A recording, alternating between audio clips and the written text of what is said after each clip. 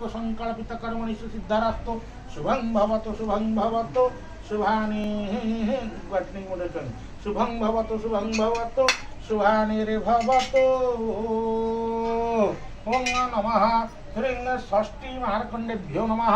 षष्ठी मार्कंडेभ्यो आवाहयामि। अत्रागच्छ जहाँ गच्छ इहतिष्ठोत्राधिष्ठानं कुरु मम तदमानस्य भुजं गृहाण जावतं पूजयिष्यामि तावतं स्वस्तिरो भवं वावाहनं संस्थापनं सन्निधानं सनिरोधनं सकलीकरणं हृदायनं शिरस्वासिखाय वसुडकवचं नेत्राभिमुद्र करतलकर पृष्ठाभिङ्गवगुंठनं धेनुमुद्रां मृतिकुर्त्या महामुद्रां परमीकरणानि। ओम नमः षष्ठी मार्कंडेश्वराय। रह शुण भाई आसुँच खाई ये कर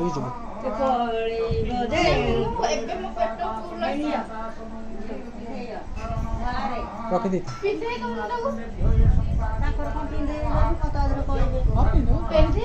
नहीं पूजा हिसाब आम पिंधे पिंधि दब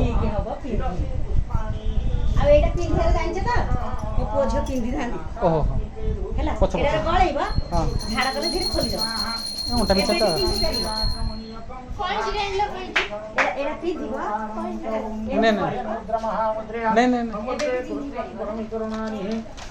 तो नरमायणं ज्ञानेन वरगायनं विज्ञानं ब्रह्मणेन मध्यमः।